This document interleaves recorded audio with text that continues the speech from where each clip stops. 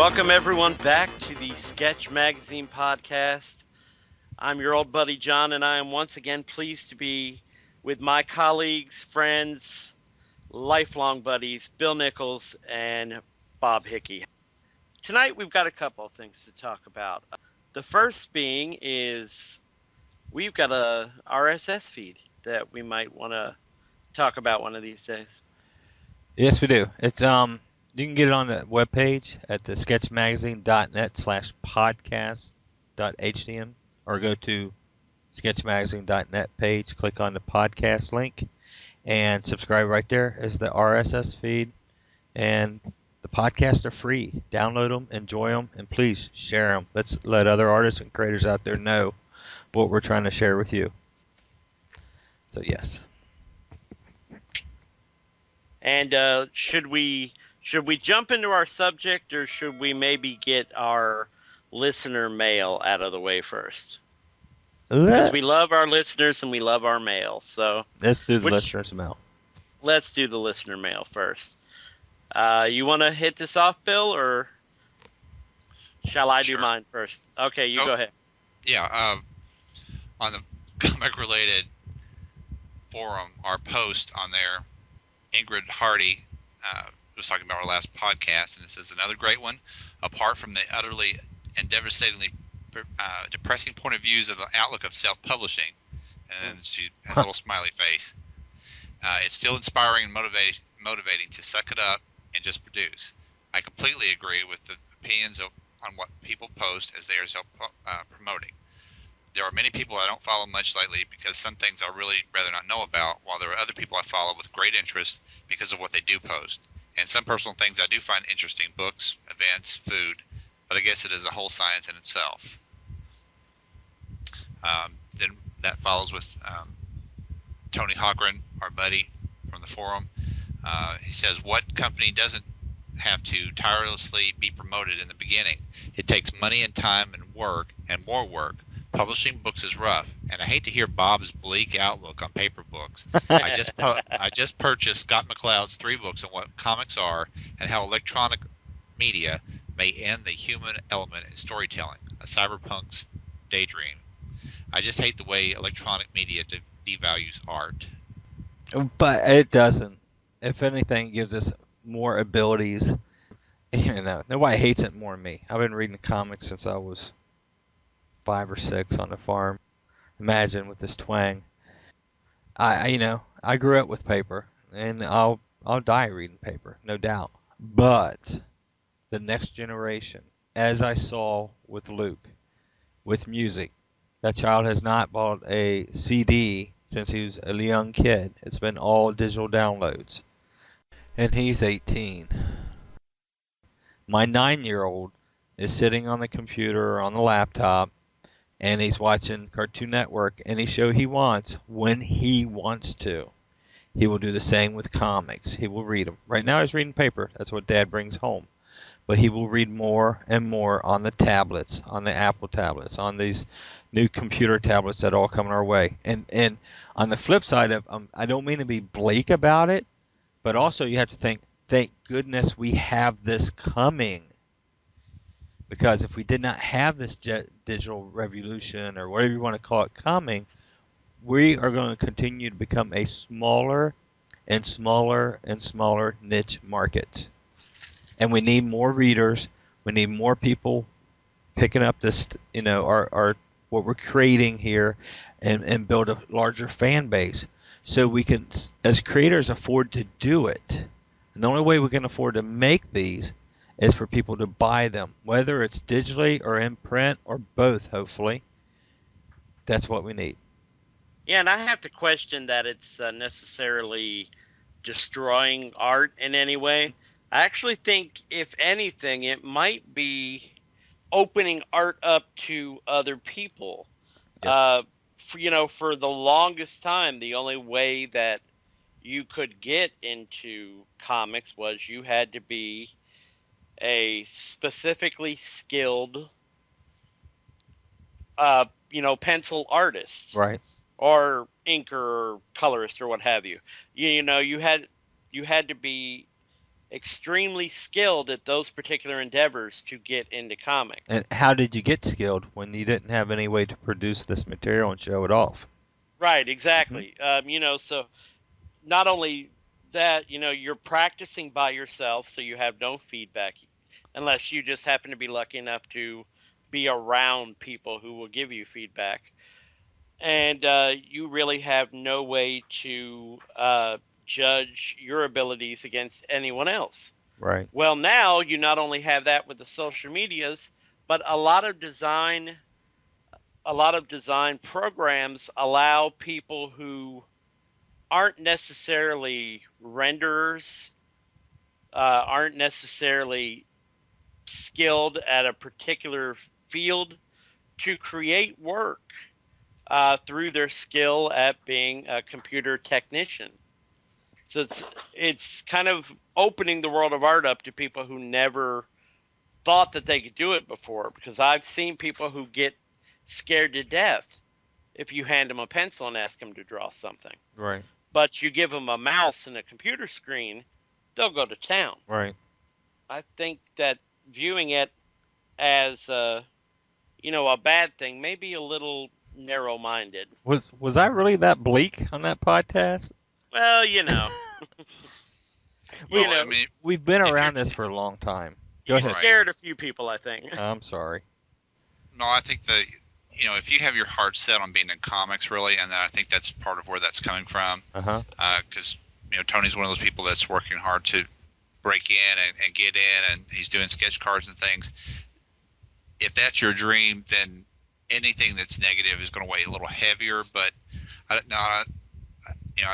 think you're putting a realistic look at it, because my response in the next post was you had been in the comic publishing spectrum from a retailer to a paper printer with Blue Line, and comics with Night Press and Sky Comics, and magazine publisher with Sketch, and a creator, and that you have perspectives that I don't have access to anymore, because you're right there. Your perspectives are current and you see things. But then I say that the good news is that you didn't say that comics were dying out, just that the delivery systems may alter. That things are going to change, things evolve and change. But comics are going to be around. That was what you were saying. Right. Well, if we look at all medias, everything's changing. Movie galleries, Blockbusters, all going out of business. Why? You can download them. Right. Yeah, pretty much. And they're going out quick. I don't know around you guys, but up here in Florence, movie galleries are all gone, and Blockbusters are following them. But you can download them from so many different sources. Okay? We need to take advantage of that person who's going to go download a movie to also be able to go download a comic. So I was probably bleak on, print is going out, and at some time it will phase out. I don't think it will ever totally phase out until we quit making paper, I guess. But at least we have this opportunity with digital to still enjoy this medium. And we don't have to create animations. We don't have to create moving comics. I mean, I enjoy sitting here on my laptop, or actually I'm sitting on my monitor, and reading comics here. Or on the iPad, sitting there reading comics on the iPad. That's fine. Does it feel as good? No. Being my age, I like the paper. I like the trades. And I've got shelves and shelves full of trades. I got boxes and boxes full of comics. But if there's a book out there I want to read it, and the only way I can grab it is digitally, that's what I'm going to do. At least we have the way of publishing digitally in front of us. And we don't have somebody coming in and saying, okay, well, you only have to go through here. What I'm excited about is that there's several possibilities of distribution coming up. So, right now you got Wowio and you've got Comixology. We're working on something. It's fun, but don't let me scare anybody away from creating comics. I own Blue Line. I make paper for you guys to draw on. The last thing I want to do is scare anybody away. I'm hoping with this podcast and with Sketch Magazine, we can teach you how to not only get in this and enjoy it, but be successful with it as far as you want to go with it. If it's a hobby, or You want to do it as your life. That's what I'm hoping to be able to do with this. So, Well, I think Bill hit it on the head. You weren't bleak. uh-huh. You were a realist. You gave a realistic opinion as someone who's been in it for 20 plus years. Oh. Hey, I had to tell a kid that I've been married for 20 years now, and they looked at me like that was the most alien concept in the world. So, but anyway, um, and I think paper will ever completely go away is really kind of a misnomer. If anything completely goes away, it'll be floppies. Right. Trade. I think there will always be trades because there will always be people like us who prefer paper. Right. We Right. prefer to hold it in our hand and not have to plug it into a wall or whatever. Um, that said, though, with all the new digital apps and everything, Mhm. people should see all this stuff as an avenue. Oh yes. Every avenue that comics creates for itself does nothing but strengthen the medium. Right. I mean, when was the last time you ever seriously heard someone say that comics were just a throwaway child's medium anymore? You don't hear it very much anymore. It's really made that shift now to not only no longer being a child's medium, but there's so much comic based material out there, games, movies, whatever, that it's really started to look like a viable entertainment medium to a lot of people. Right. No, I agree with you. Previously owning a store, you'd be surprised some of the people walk in and say, "Comics, $3. Oh my goodness." Well, But yeah, there is that. yeah, but yeah, most people not a problem.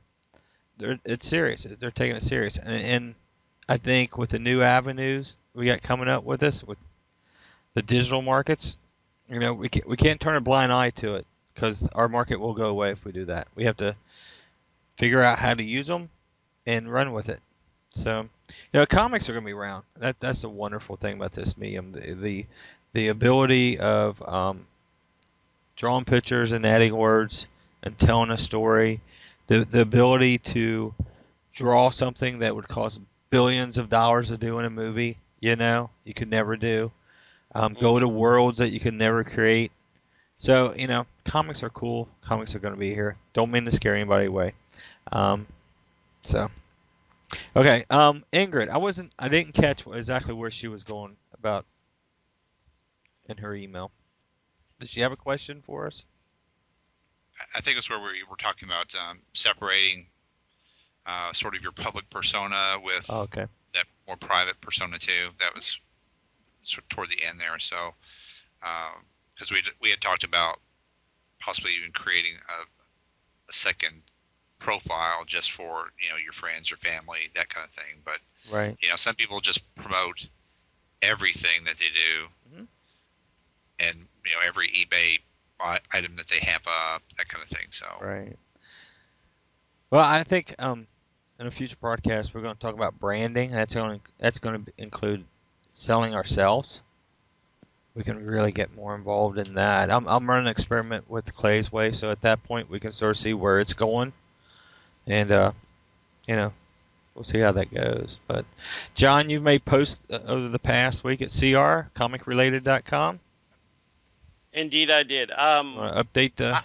I do, but I have a letter myself I Oh, want to hit please. on Okay. first. Yeah. For people who are familiar with comic related at all, you've many times heard us mention Lisa Moore, an extremely talented colorist who's a good friend of comic related, and now is apparently a fan of the Sketch podcast. We love you, Lisa. Because yes, we love Lisa to death, and wish her all the best in her work. And she really liked our podcast on portfolios, and she wanted to pick our brains as to some questions about creating a coloring portfolio. Now, before we get into that, I want to tell everyone you can go check out Lisa's work at Hueville, Hueville, U as in the color, Hueville.com. So go check out her work there. She's extremely talented. She's coloring, among other things, Carrie Kelly's Dinah Girl Oh, right cool. now. So, yeah, and she's doing a great job. But anyway, she wanted to pick her brains about doing a coloring portfolio, and it's a very long email, so let me paraphrase what she's said here. She is doing one that includes one pinup and 4 to 5 pages of sequential. That was actually asked for by the person she's doing it for. Um, and I said that's probably not a bad idea to include anyway. But what her concern was is that she colors in a very specific style now. Mhm. And we had mentioned about being more eclectic. Right. So she was concerned as to whether to stick with that one style that she's comfortable with or to be a little more broad in what she's showing, Mhm. and to kind of show her range. But the only snafu there is it may be a thing that if she's showing old work, it may be something that she couldn't readily recreate because she's doing Right. things a different way now and she's used to that, Right. or that in some other way would be difficult for her if someone really glommed onto that particular idea. Right. Um, as a past publisher and as a creator, I coloring is tedious, takes a lot of time, and I appreciate anybody who can do it, especially Lisa. I've been online and watched her color, and it's Yeah. amazing. The only thing I have to say is, Lisa, talk more. I love hearing what you're Yeah, doing. Share with us when you're doing those. I I mean, tell her I the like same the thing. music, but come on. Um, I truthfully, at this point, at least in my career, I would only show something that I feel comfortable to produce on a daily basis. If I wasn't comfortable in producing a colored piece that was just way out of my range or something I really didn't care to do because the effects or whatever, I wouldn't try to go sell that because it's not what you want to do. And at the end of the day, you you're going to be working on stuff that you're like, oh man, I really don't like coloring this way or whatever. And I listened to that podcast where we talked about drawing superheroes and goth and all this other stuff. Hmm. And I got thinking myself, and I hadn't heard Lisa's email, is that, really what you want to pitch is what, at the end of the day, what you want to do all the time. So, I would say, Lisa, if you're comfortable doing several different styles, take one piece, do it up 3 or 4 different styles. There was an inking book that Dark Horse put out a ways back that had like some Steve Rude samples in it, and they had like 4 or 5 different inkers work on it. That was amazing, looking at the different inkers and their techniques, what they filled in, what they crosshatched. So showing that you can do different things as long as you're comfortable in doing them on a regular basis, because those might be the samples they pick, not something that you feel that you're doing right now. So I'll say as long as you feel comfortable with it, crank it out, do some different samples. If you don't, only show what you want to do. Well, I'll read to you my response to her, and you can tell me whether you think Slap you on it the was, wrist. yeah, if you think it was correct or if I completely shot her uh, the wrong directions here. But I told her ultimately you want to show your best, but also keep it something you can recreate. Yes. If you sell someone on your work and you can't or don't do that style anymore, chances are you've just lost a job. Then I said, now in your case, I think it falls in the more in the range of lights and darks.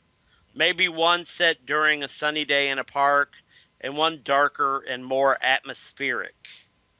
Differences in subject and how you handle them will be your real calling card. Then I also said she had asked me if I thought she should credit the people who did the artwork, um, that she's coloring. Sure. And I told her it's not a hard and fast rule, but I think it's just respectful to credit the artist if you know who they are. and that you can do that on the uncolored copy, Exactly. so it doesn't distract from your coloring. Right. Because she had written back that she didn't even think of necessarily putting the uncolored copy in there, Oh, yes. but I said, yeah, that's really important that you put the uncolored copy as well as your colored copy, so they can judge what you did Right. to it. Because So, you can look at one scene and you can say, why did you go daytime, not nighttime? What told you that? right. Was it in the script? Is it part of the story?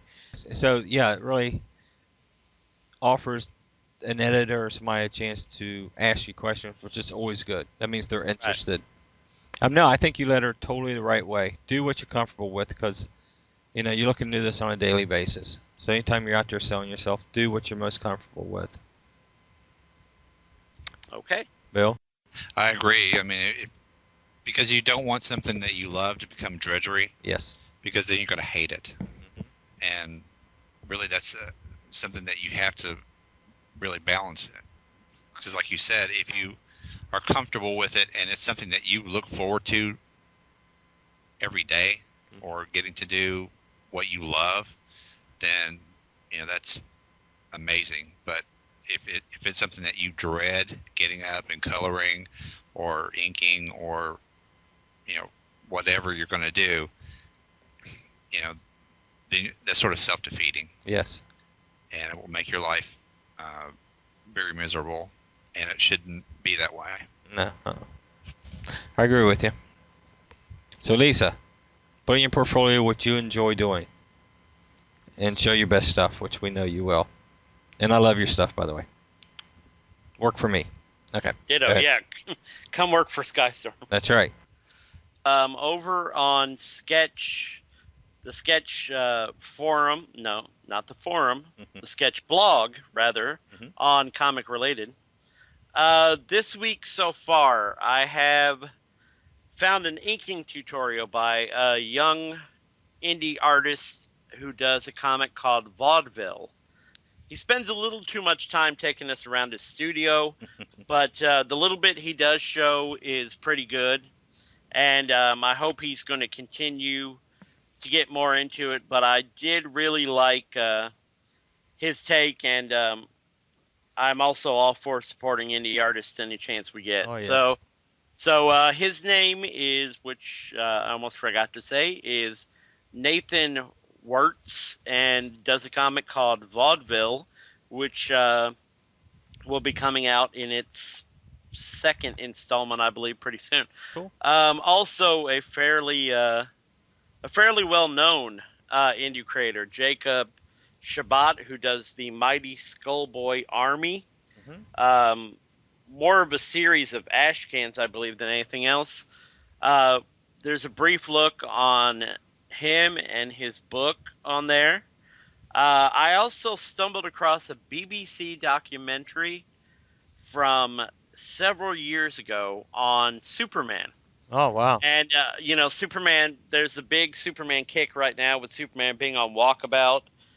He's coming to Cincinnati next issue, and actually on the related recap, Chuck was wondering why he didn't stop by Comics to Games on his way through. But he is... so there's a big Superman thing right now, and the really cool thing about this documentary is it's one of the only times I've actually seen Siegel and Schuster sitting together talking about Superman. Really? Oh, yeah, cool. they're both much older at this. I think it was sometime in the 80s when this was done. Okay. But yeah, they're in a room together, essentially just discussing the creation, popularity, and enduring appeal of Superman. It's on YouTube anyway, it's a 5-part video, or a 5-part little thing, because of the way YouTube cuts things up. And I have all 5 parts on the blog there, so check that out. There's a lot of other people in it. I see Christopher Reeves. Yeah, you see Chris Reeve. You have Trina Robbins. Oh, yeah. In there, and Will Eisner's in there. Awesome. They talk to a little bit of everyone. Okay, then I also stumbled across a video of Judd Winnick. Judd is taking over a couple of books in the very near future, which the titles have just jumped out of my head, but I do know he's taking over a couple of books soon. I believe one of them is Power Girl, if I'm not mistaken. Oh, cool. And I stumbled across this video where he discusses how he went from a unsuccessful newspaper cartoonist to a now fairly successful comic book writer. Prior to that, and kind of on the heels of our portfolio discussion, I found someone who put up a cartooning portfolio. Oh. I've forgotten the gentleman's name, but it's a fairly interesting and in-depth cartooning portfolio that he goes through. So check that out. And lastly, I don't know who this young woman is, but she's brilliant. It's this very young college-age girl. Yes, I said girl. Mm-hmm. And she tells other people how to meet comic creators, Wow. how they should act when they're around a comic creator. She also has some other videos on YouTube where she discusses different aspects of comics. So it's fairly unusual to not only find a woman discussing comics intelligently, Right. but a young woman. So I thought that'd be interesting to include. It is. I watched just a few minutes of it. The thing is, she presents herself very well. Yes, extremely well. Yes, That's why does. I really liked it. I mean, she's very, for someone who is apparently just doing this out of her college dorm room. Yeah. She is incredibly professional. Yes. At what she does. So I was really impressed with that. Yeah. And I think something else that I didn't mention last time below that, and I think that's the last one that I hadn't mentioned prior to our last podcast, was the group iFanboy created this little video on writing comics, and you don't see near enough comics writing things done on YouTube or anywhere else. So Right. I really wanted to include that when I came across it. Awesome. All right, and I think that's everything.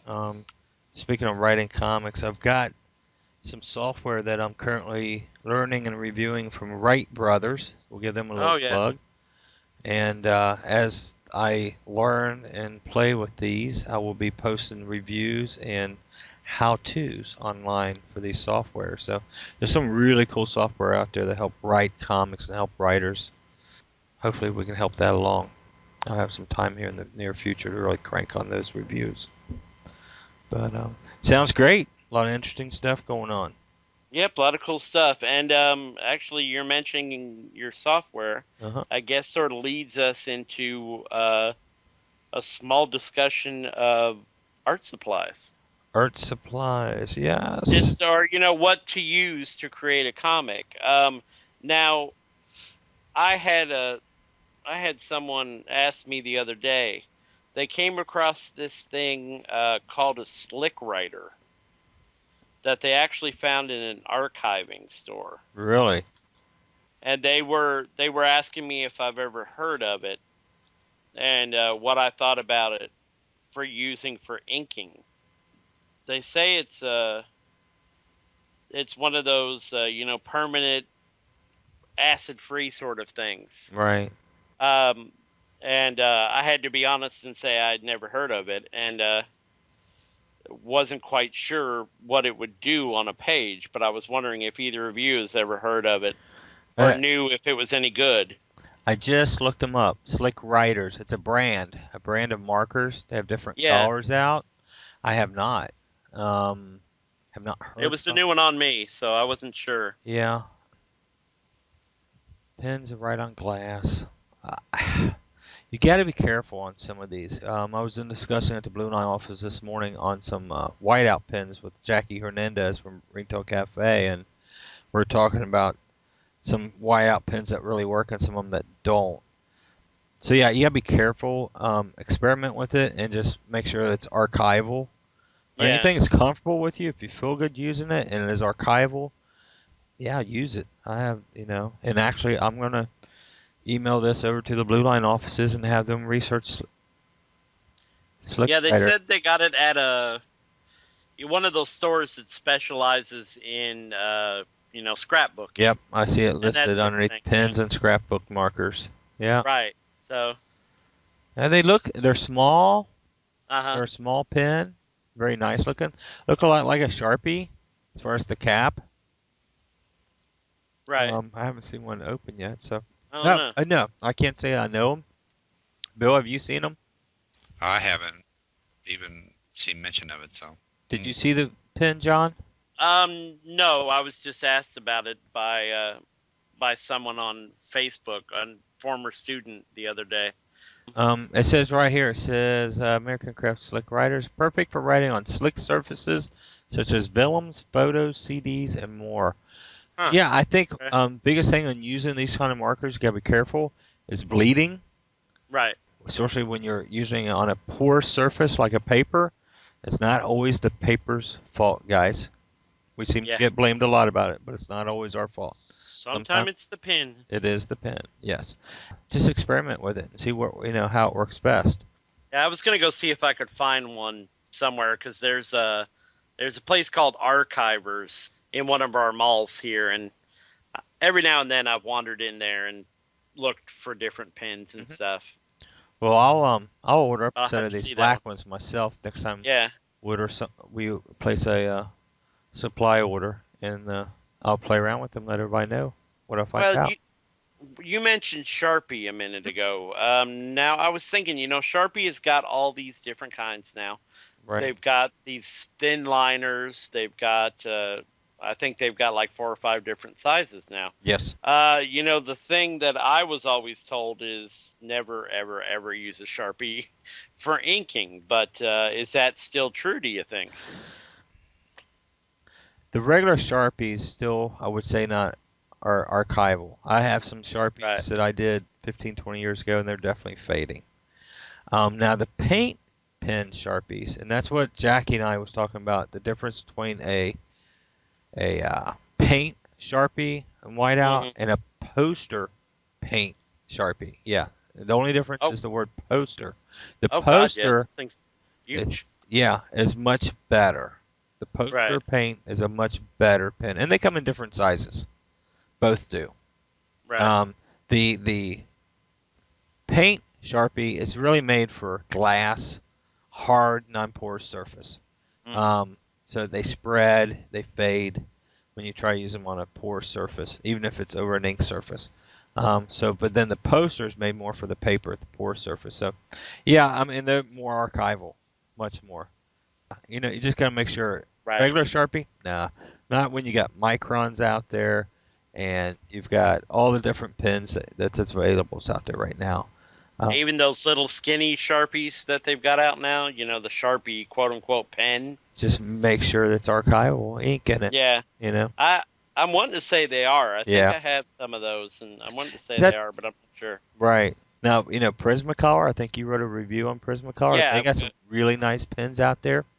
Biggest thing with pens for me, and I don't know about you, Bill, but is the durability of the tips. Yeah. How soon does the tips fold over? Microns don't take a very good beating. They're cheap little pens. They do a good job where they last, but there's a reason they're cheap little pens. You can step up into the Copics. They're a much nicer pen. Mine's drawn blanks. You would think I do this all the time. I would have names of everything here in front of me. Right. But I really like the Copic pens that they've got out. Well, you had got I've gotten a set from you a few years ago from Letraset, and those were pretty good. They held up. Actually, I still use some. So. Do you, right? Great. Yeah, they're still. Well, some of the bigger points are, of course, not used as much as the smallers, but. Right. But they're still holding up. Anybody remember the old Kohinoor pens, the rapidographs? that- I Still still have some. They're all dried up, but I still have them. I have the Sonic Cleaner, the little vibrating cleaner that you put the Right. tips in the canisters in and vibrate it. I got it's in storage right now, but yeah, I've got it. See? Yeah, I've got a couple sets. I can't remember the last time I inked them up.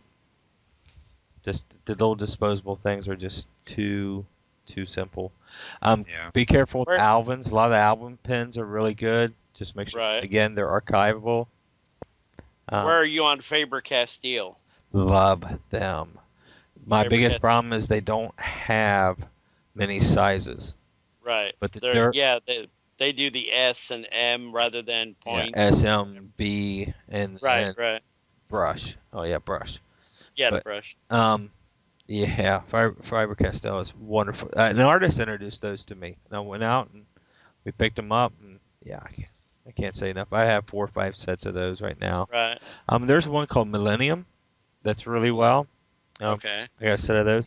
The Copics, what I was looking for was the Copic Multiliner SPs. Now, those pens are totally rebuildable. Mhm. They have, you can replace the tips. The canister is metal. You can replace the tips. You can buy new tips, very affordable. And the inks are actually ink cartridges. So you just buy new cartridges. So it cuts your pen cost down below, say, buying a Micron or something. You've got a nice sturdy pen to use. There again, I have several sets of those. And use them all the time. What do you think of the? And I can't think of any names off the top of my head, but the kind of imported pins, the Japanese or Sakura. Chinese pin, yeah, Sakura. Sakura pins. There's really good Sakura pins. Tell you, I just stumbled across here. It's gel. Anybody use any gel pens? I haven't had I much use luck. them to write with. No. Yeah. I don't draw with them, but I write with them all the time. There's some artists out there using. They don't dry quick enough for me because it is truly paint. Yeah. So I stumbled across a pen called a Zig Rider. It's got a brush tip and a fine tip on the ends. Nice. Okay, Zig is the one that makes the Millennium pins that I really like too. Oh, okay. Yeah. ZIG. I've heard of those. Mhm. Yeah. The Sakuras, that's your Microns. Right. They're great. Yeah, I was looking through my desk drawer here to see if I could find a different pen. I cheated. I went on BlueLinePro.com. Nice. I still use croak quills and brushes. What? Those Old school. antique Old school. things? How do you do that? Tell us. Well, It's if you the look, pen, if you look right? at my gallery, you can see some of them. What kind of What? tip do you use? 102s? Yep. Do you? Okay. Yep. Yes, I keep a box of 102 quills, and I keep several brushes on hand. Oh, here's What? the one I Those- was those thinking old about. things? Those old things. Those Winsor Newton Series 7 old things. Yes. Yeah. Not as good as they used to be, but they're still pretty good. Yeah. Here's the other company I was thinking of, Deleter, Mm-hmm. the Japanese or the Chinese company. Yeah, it's the counterpart of Copic. Yeah. Actually, one big artist, I don't know if it's Colleen or not, she loves the Deleter black pens, the fine pens. Right. And my biggest problem with Deleter, and if I'm not mistaken, we put off Blue Line, is getting them. The distributor who brings them to U.S. is a small distributor. He's always out of stuff. So lag time, could be up to 4 or 5 months. Of course, that looks bad on us. Yeah. But if I can't get it through a distributor, then I can't ship it. Right. So I think recently we pulled the leader off, looking for new sources. Because I like a lot of the leader pens too. But if I can't get the merchandise, it's hard to get. So, but yeah, the leader's got some quality stuff. There's another marker company, and I don't have that sample here with me. I picked it up at Art Expo a couple years ago, and they look like they were coming right along with Copic as far as style and look. I'm sure they're a competitor, Copic, who's trying to break in over here. Right. If I find that sample, I'll bring it up in a future podcast. But getting back to quills, Bill, how do you use a quill? Do you actually dip it in ink? Yeah. Wow. Yeah. It's very old school. I mean, it goes back to feathers and stuff, but I don't have any sharpened feathers. But when you're drawing a line and it runs out, what do you do then? You dip the pen again. What? Yeah. That's Crazy. crazy talk. What is up with that? Yeah. So that leads us into, I think, brush markers. Have you guys dabbled with the different types of brush markers out there? I have I- at one time, but not really. lately at all. Microns. I love brush markers. Do ya? Yeah. I go back and forth on 'em, Bill and John. I sometimes I pick them up and it's like, all right, this is going well. Sometimes I pick them up and I just tear the crap out of stuff. Yeah. It's a whole different feel than holding a brush. The one bad thing is you have to be really careful. Unless you're very steady with it, you can see your strokes, Yes. and it gets very annoying Mhm. to see this long line of where you stopped and started after a while. Right. So you have to be very careful to kind of cover your own tracks as you're going. I guess, Bill, I don't know how when you ink with a brush, if you twist the brush within your fingers, and you're getting thin, thick lines as you pull it. I have trouble doing that with a pen. The pen is thicker, and and it really depends on the pressure you're applying. The pen does between your thin and thicks, not so much as turning it. And I don't know. I just need to play with it more. I played with it a little bit on a poster I just inked for Clay's Way. So it was okay. I just used it on pan because I could get away with the thicker lines. And I think that's one thing that really bothers me is I'm applying too much pressure with them. So Oh yeah, it's not like a brush. You can't No. you can't lean on it like you do with a brush. right. You have to be very light touch with it. Yeah. It definitely takes a lot of practice. Yeah, Takes it some becomes a time. whole new skill set, But if you can add that to, say, your arsenal Oh in yeah. inking, the more things that you can do or are able to do, where you can go back and forth or switch up something and give it something a different look, then you just grow with every new thing that you learn. So, but you have to be careful because sometimes you can go too far. Sort of get away from what what you're comfortable with, Right. trying to look for something new or trying to follow a fad. I guess is really where I'm. When Image had all the image inking, I know people that just studied those lines. They didn't know so much about the lines, but the little hatch marks and all those things. Right. So They just reproduced the hatches. Didn't understand what the hatches were supposed to be representing as far as shadows, Right. depths. they were Yeah. just Stuff like there that. for the look, and Right. I know one of my inking buds inked a whole book that way, or part of a book that way, and I the other half. And he was just putting the lines in there because that's what he thought it needed, and it just looked sort of out of place in places because it was very very stylized, and it wasn't going with what he was trying to do. Right. But that's my warning on that's what I meant by that. So Cool.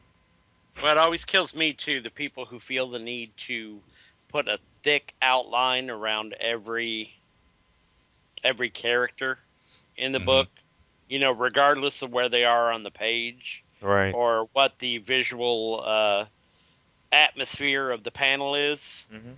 They'll, everything has this deep, dark outline around it, like it was almost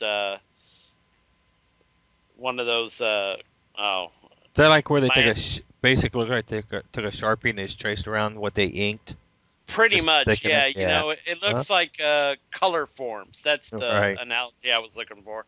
It looks like those little color forms when we were kids that you could peel off and put into different situations. Right. They don't look part of the panel. Right. They look separated from it. Well, I guess I should put it to you guys. What do you think of digital inking? That's a big thing lately. It's definitely coming. That some people are going totally digital with their inking, or that's the wave of the future, or Right. whatever. What do you think of digital inking? I've done very little. It's definitely a wave. It's coming. but I still think it's got a long way to come to get that traditional feel of being hand done. You know, I am old It school always felt enough. flat. Yeah, Yeah. yeah, it feels animated. They are getting a lot of thicknesses and thins in there and playing with it. PvP Online, Scott Kurtz, he draws and inks everything digitally now, and shame on him. But Well, have you seen his setup though? oh yes, I've seen his setup.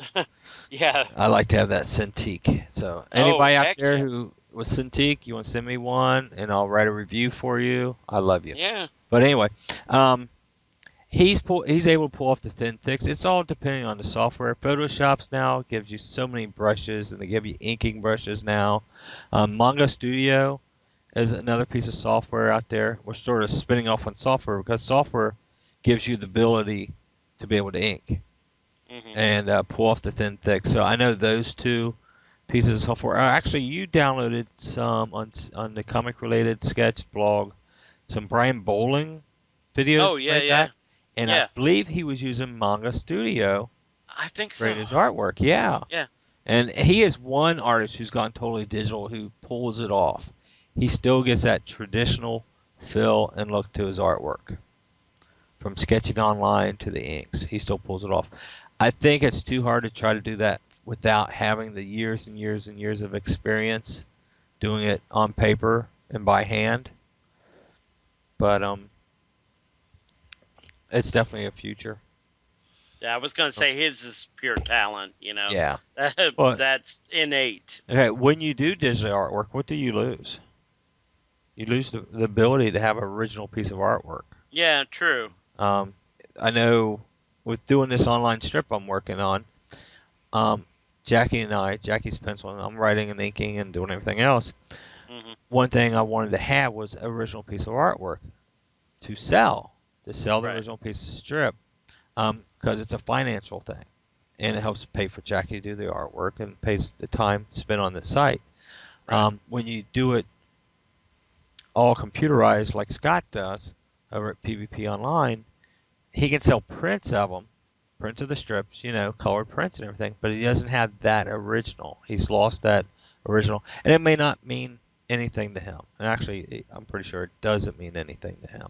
Right. Um, I'm still a traditionalist. I enjoy owning original artwork. I've had custom artwork done for me. I collect it a little bit, so I like creating it myself. So, and of course, owning a paper company, I will be honest, it's important for everybody to draw on paper.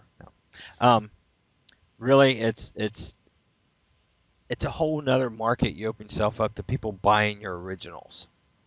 You know, so and it adds another value to you. So yeah, the digital is great that you're in. I know it's a future. Just as digital coloring came along. Does anybody remember digital coloring? Anybody remember Dr. Martin Dyes? Mm-hmm. Yep. How many kids nowadays probably don't have a clue what Dr. Martin dyes are?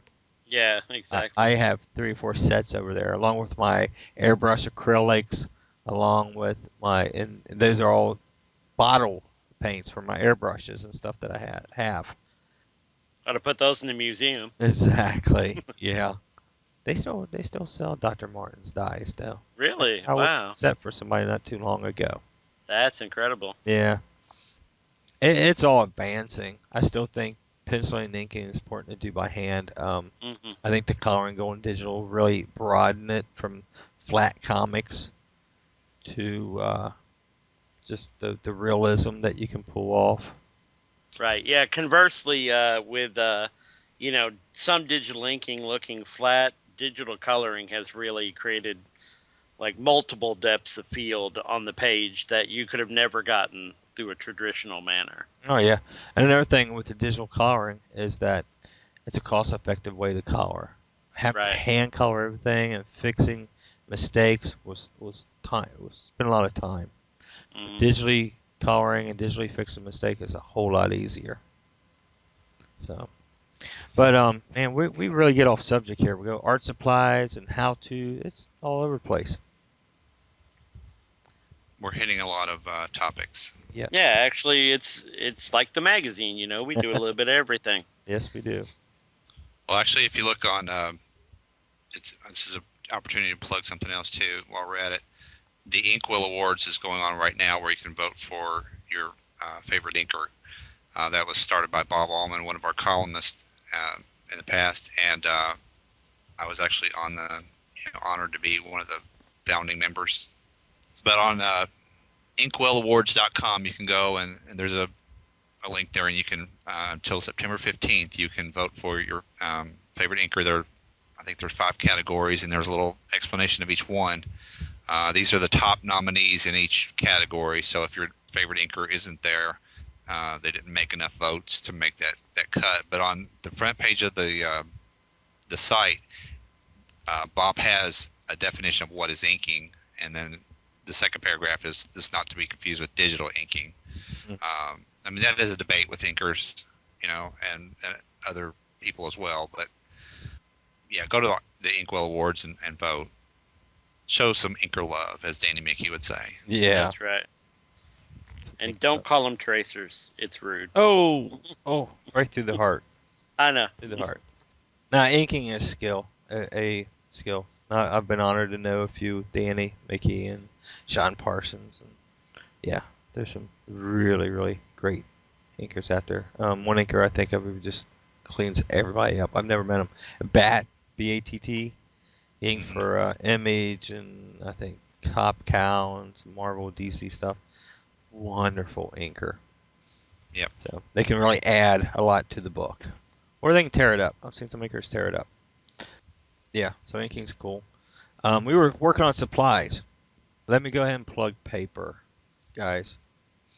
Go ahead. All right, I discuss this like all the time on the phone with people at Blue Line, and I know a lot of people can only afford a certain type of paper, but when you're buying your paper, think what you want to do with this paper, and how long you want it to last, and what you're going to do with this paper. If you're just penciling, that's all you're doing. You're not going to ink it, marker it, color it. You're going to pencil and then scan it. The Pro Series stuff is Blue Line Pro. The basic stuff, it's fine. Use it like that. It works well. If you're going to ink, marker, color, you need to step it up to the Premier Series. There's a reason that we do the Premier Series. It's the same type of paper that we print for Image. We've printed for Top Cow. We've printed for a lot of studios out there. This Premier paper. It is Strathmore paper. We're the only ones that print on, I think, 300 series and 400 series Strathmores. We offer many different borders now. But when you're look at the grade of paper that you're going to do. If you're going to use a lot of ink, a lot of blacks, you got to use a heavier 2-3 ply paper. There again, if it's just fine lines, animated style, that 2 ply is fine. So just be careful when you're buying paper. It's not always the paper's fault. And realize paper is like a sponge. A lot of people don't realize this. When you take a piece of paper out of the bag, there's a reason we bag it, and many other companies just put it in pads. It sucks moisture like crazy. And I once saw a little video of Scott McDaniel, who's done Batman work and Nightwing work for years, taking a hairdryer to his paper before he penciled on it. It's to get the moisture out of the paper so that the pencil lays on top. It's just as important when you ink. If that paper is full of water, moisture, if you throw ink on there, it's going to spread. So try to keep your paper as dry as possible, or drying it. It seems crazy, but it works. I do it. And if you got any questions, throw us an email at Blue Line. We'd be happy to answer them. We do all the time. Yeah, people don't realize that that's kind of a function of good paper to be that way. Some people think all paper is created equal. The typing paper stuff you get in a case is vastly different from your worst drawing paper. Right. So. Well, there's different grades of paper. When you get into paper, there's a print quality paper, and then there's an archivable quality paper. And the Pro falls sort of in between. It is considered a print paper, but it also is considered sort of an archival, especially the newer stuff. So, you just got to be careful on what you're using, and plan on what you're going to use it, what you're going to do with this piece. If you're going to ink it, use some decent paper. You want to keep it around for a long time. So, have you guys ever tried to ink on vellum before? Oh yeah. Oh, I see samples on volume. but yeah, I've done it too. Well, yeah, I mean, that goes back to your supplies, like with your brushes or your pens or whatever, because certain vellums will take the ink, the oils off your hand, and it will transfer to the vellum. And if you don't have a good, say, brush or good ink or good pen, then all of a sudden your line just breaks because it won't hold. So think about what you're going to use, and think about what you're doing too. So. Well, that's a good thing. Paper will do that also, Bill. I know Gary Barker draws with a glove to keep the oil in his hands and keep from smudging the lines. It's very important because water and oil don't mix. And even your body oil in the paper and stuff, and your ink is considered a water base, so they don't mix, they'll separate. And the oil will run over time, so just gotta be careful with that. But yeah, there we go. We're off art supplies. We're back over on how-tos. We jumped around. What do you guys think of, you've occasionally seen people wearing gloves with the fingers cut out of them when they ink, or having a towel down, or not a towel, but, like a piece of paper or something underneath their hand where it touches the page. Do you think that is a good idea, or is that being too drastic? No, I think it's important. It takes some getting used to. Right. But no, it's important to try to keep your skin oils and keep from smudging your work. So if you can get used to a glove, they're great. I've used them in the past.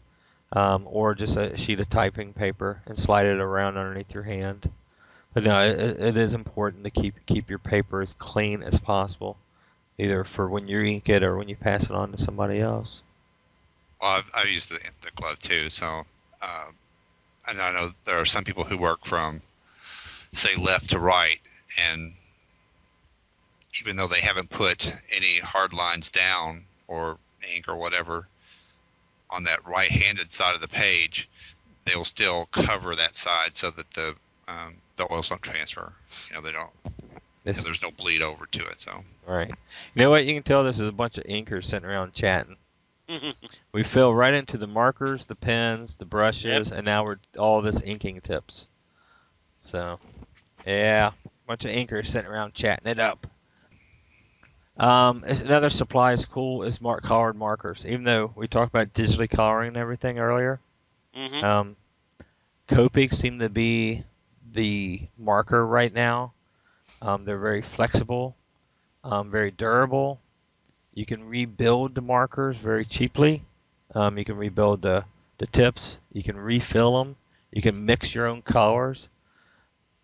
So as far as cost effective, it's a little bit more costly to get into. Right. But the payoff is, instead of throwing that marker away and buying another one, you rebuild it for, like a little over $1. So they're nice. Is that why you think they're kind of over Prismacolor right now? I think they've done durability. Yeah. I think they've done very good marketing, from what I've seen. Right. They benefit from the big manga craze from a few years ago, where manga was everything.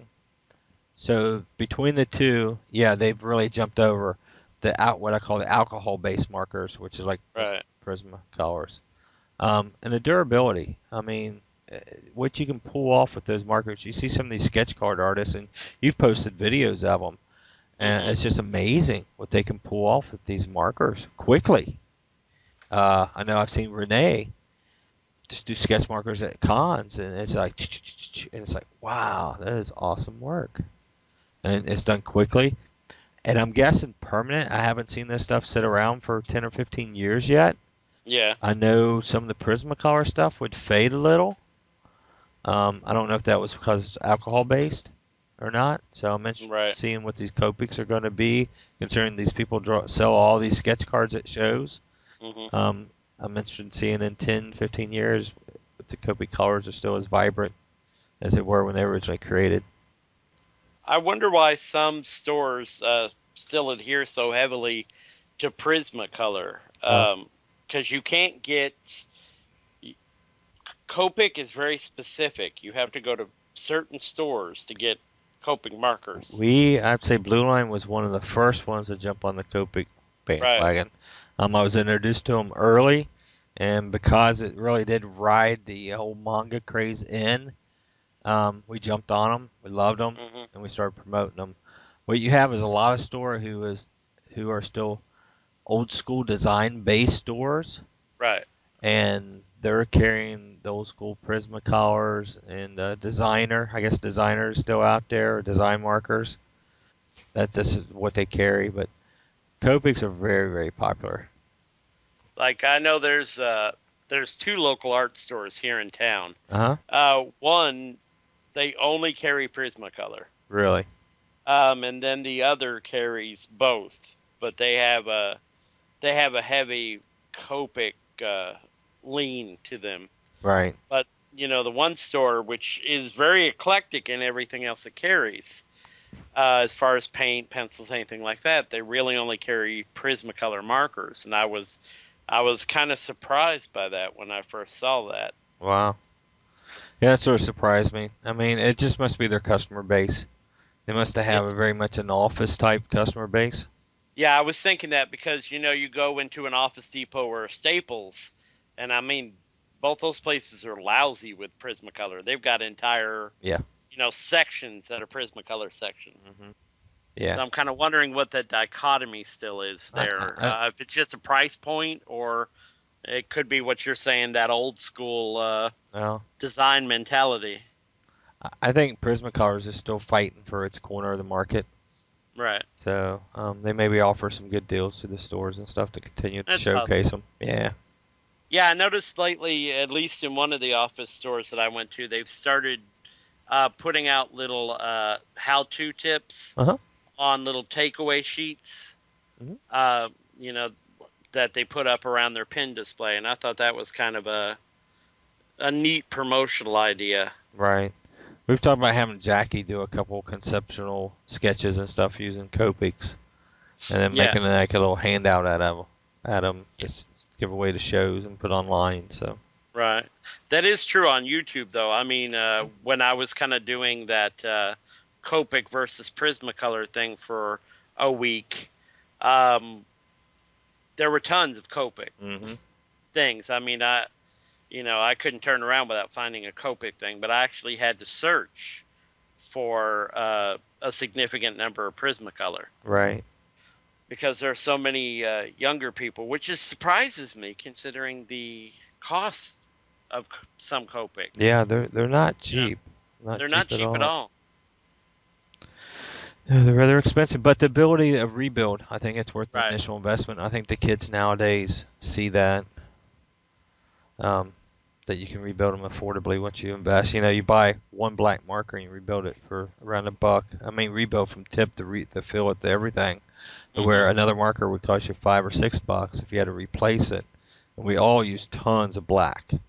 Right. Whether it's filling in solid areas or whatever. So, one thing that sort of surprised me is talking about pencils. Mm-hmm. Who here draws with a number 2 still? Who snickered? I'm sorry, I didn't mean to laugh. But that came up. It actually came up earlier today in one of my classes. One of my kids actually asked me if I minded if she used an artist pencil. I'm like, are you kidding? Really? Of course I don't mind. Wow.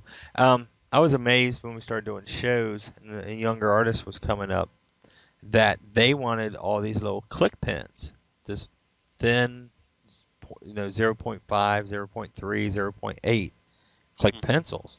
And it finally hit us that these kids are drawing in school, drawing at home with this from what they picked up in their bookstore Oh yeah. or whatever they got out of their machine, whatever and that's what they're used to drawing with. Right. And these are cheap little 50 cents dollar pencils, and we sell them like crazy at shows. We have we have some people come in look at the really nice barrel pencils, the drafting pencils. Hardly ever anybody buys the old drafting pencils that you have to sharpen. I actually keep 3 or 4 of those myself. Sharpen the lead, I keep one for non-photo blue, and I keep one for my HB lead that I draw with. Hmm. But you have to sharpen them. Yeah, I still have all mine. Yeah, I'm just surprised with what people use. Mitch Bird uses I think it's .03 is the smallest, right? Yeah, I think so. That's what Mitch draws with, and he builds his thickness of his lines up with it. What do you think of the .9 one? It's a thicker lead. Yeah, They came out with recently. it breaks less, so I like Yeah. it. My biggest problem is I put too much pressure on those type of pencils, because Me too. I'll be around the office and I'll grab one and sketch with it and snap, snap, snap, snap, just Yeah. break it. I do that with writing with it, not even drawing with it, just regular writing. I run through the entire thing of lead by the time I'm done. So. Right. So there's all kinds of pencils out there. I mean, you can get the cheap little pencils. It doesn't matter with what you draw with. Truthfully, it's what you're comfortable with. Mhm. It doesn't matter what leads you're using. It's what you're comfortable with drawing. Of course, you don't want to use a hard lead if you do a lot of racing. You want to use a softer lead because the hard lead cuts into the paper harder. It doesn't matter what you draw with, as long as you draw. Just draw. Right. Maybe we'll make shirts just saying, just draw. Just draw. Yes.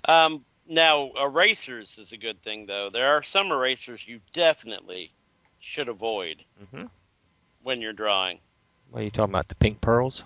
Like the pink pearls. I'm not exactly a fan of the gum erasers. Really? When you're drawing. Wow. The one you knead up and fold.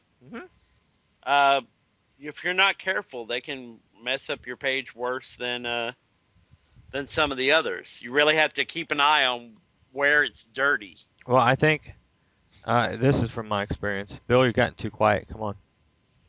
Nah, you were talking about coloring. Oh. And all the pencils and stuff, and I don't use a pencil much. All right. You're an I inker. don't care to pencil. I think kneaded erasers, John, are really used to lighten lines up. Right. Where you've done a lot of light sketches, and you go in, you lighten those up, you pick out the lines that you want to use to finish that illustration. You don't want to really, it's clay-based, so you really don't want to dig it into the paper, because I wouldn't want to be that inker who had to ink over top of that. With that I think added over into the thick fiber. lines. Yeah, like over thick pencil lines. Yeah. It gets to be a little bit of a problem. Right. There's a couple good little click erasers out there, the Pentel's. I like those. Yeah. I kind of like the plastic erasers, the white. The Mars plastic erasers. Yeah, those. Yeah, those. Yeah, I love those. I don't like. Yeah, go ahead. No, I was gonna say I like the little black magic ones too. I don't like the magic rub. They just make a huge mess. Yeah. There's some people who love them out there. We sell a lot of them. They've made a lot of cheap handheld electric erasers too. It's whatever's convenient for you and what you like. There's several of those on the market. I have my old school electric eraser, the big white heavy duty 50-pound thing that you charge. You guys remember those? Yeah. Gary loves those. You can't even hardly buy the refills for them anymore. The one brand that went out of business, I ended up buying up all the refills I could find. I didn't care what kind of refills they were. I just was buying them up. There is another company who sort of done their own, but they're the same size, so at least I still have those. Yeah, I love that. That thing's a brute, but it will tear up the paper like crazy if you're not careful. I like this. There's a yellow eraser we have. It's called a Hi-Tech 900. It's yellow. It's really used for inking, clean up inks and stuff, so it cleans up the lines really well. And one thing I haven't used, and I noticed that we carry these, is the Faber-Castell has an eraser out too. I wonder how well it works. But Bill uses erasers. One of the things when erasing inked pages, sometimes you can just tear up the inks. I just recently did it. I use the white plastic erasers usually for that, because I have the holder, which makes it easier to hold on to and stuff, and it doesn't break in my hands like some of them do. Man, I don't mind the gum erasers. I have one still over here in my art stuff, and I did use it inking some last year, I guess. But yeah, you just like you said, you have to be careful with it, and it's a selection of tools that you have to. You don't have to be locked into one thing to blanket erase everything. But if you Right. if you're going for a certain thing or you need it for a certain line or whatever or an effect, then or just erase your whole page, then you just have to be careful. I mean, really, you have to know your tools. Right. Well, I think you need to experiment with what you're inking with and what you're erasing with. Because the other day I inked a piece, and I just grabbed a kneaded eraser that was laying there and started erasing it off, and I was pulling half my inks off. Oh no, yeah, I So, was thinking oh of that. gosh, so I ended up having to go back in and retouch it back up. I grabbed I think it was a plastic eraser and just went in real lightly and only tried to hit the pencil lines that were still showing that I didn't use. And then, I'll clean it up the rest of the way on the scans. But you just got to be really careful once you ink a page and what you use to try to clean it up. Because what a lot of people don't realize is sometimes that ink sits on top of that pencil lead, especially if it's non-photo blue pencil lead. So it's just sitting on top. It's not absorbed into the paper as much, and you can erase that right off. And that's where people, like if somebody had drawn a big solid area and they actually filled it with pencil lead instead of Xing it, and then you go and ink it, and then you erase it, and then you get blotches of light colors in your inks, that's because that ink set on top of that pencil didn't adhere to the paper, and you just pulled it right off with your eraser. So you have to be careful with a lot of that. So there's another art tip. Guys, we've talked about a lot of art tools, but we've also been talking for a very long time. I think this is a subject we can definitely come back to. Oh yeah. Maybe next time we can just talk about one certain type of tool for part of the podcast. Probably get more information out there for them. But Well, we should leave it open to the listeners then. Yes. We've kind of given you an overview of a bunch of different stuff. If you want us to go in deeper with any one of these topics that we've hit on, please go to the website and leave us your comments. Or you can also go to the forums on Comic Related and leave us your comments there. Or you can email any of us. right. And we'll hit you with those email addresses at the end. And just let us know if you want us to go a little deeper, because especially about inking and stuff, trust us, we could do a whole podcast on that. No, we probably So, will. yeah. So, guys, I think that's been a good one. All right, cool. All So right, we need to so do it's- what I just mentioned. We need to go ahead and pimp out our contact information and everything. So Lead us. you guys go first. All right. Go, Bill. You can get to me at comicsmentor@gmail.com and email me your questions. That's also on my website, Comics Mentor. Okay. Well, this is Robert, and you can find me at bluelinepro.com. You can find me at sketchmagazine.net. And next couple weeks, I will be launching claysway.com. You can reach me at bob@sketchmagazine.net, or you can email podcast@sketchmagazine.net. And those will get to all three of us through that email. Yep. And actually, I think you can still reach me through john@sketchmagazine.net. You can reach me at john@comicrelated.com. You can always reach me on the Comic Related forums as just my name, John Wilson. You can follow my Twitter feed at John W. Comics Guy on Twitter. Any one of those ways is great to get a hold of me. Just let us know what you think. That's pretty much it. Sounds good. Take care. Yeah. All right, so good night, everyone.